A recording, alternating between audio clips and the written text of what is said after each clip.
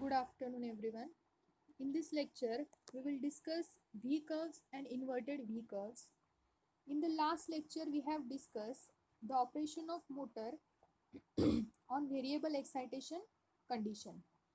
So, when variable excitation operation of motor is there, it is clear that if excitation is varied from very low to very high value, then the current IA decreases. It becomes minimum at unity power factor and then again it increases.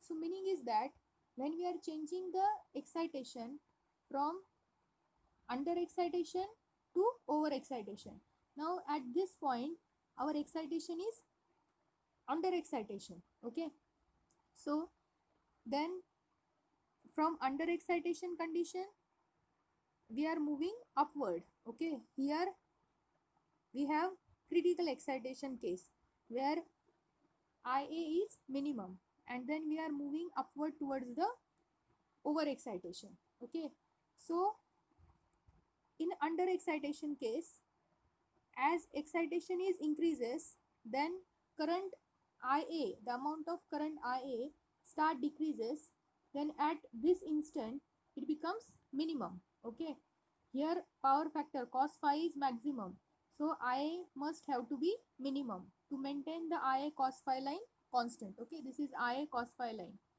Now again if we are increasing the excitation further, then again IA start increasing.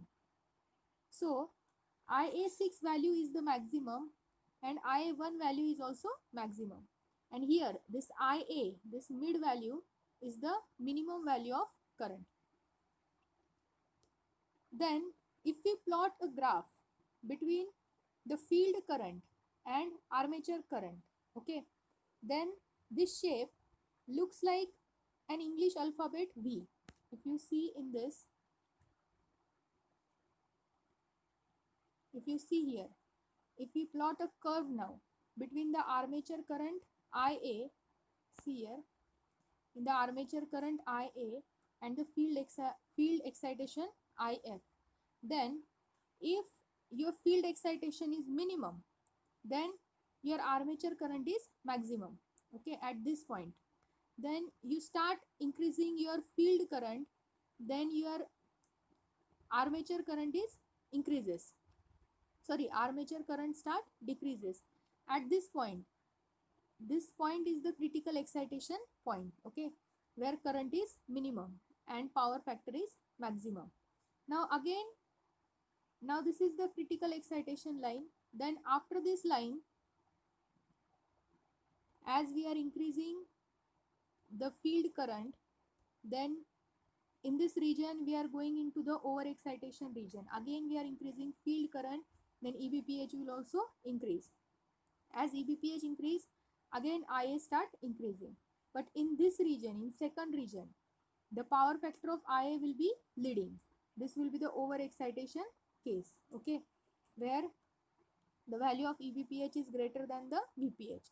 And in this region, in the first region, okay, in this region the power factor is lagging and the value of EBPH is less than VPH. Okay, so this is the this shape of this curve is looks like a V alphabet. That's why we have given the name V curves. Okay, so this inner curve is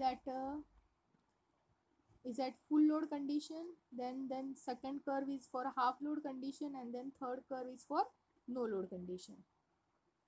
The first part is under excitation, second part is over excitation, and this line, this middle line is a critical excitation line, also called as the unity power factor condition. Okay, so the next curve is inverted V. V curves and inverted V curves.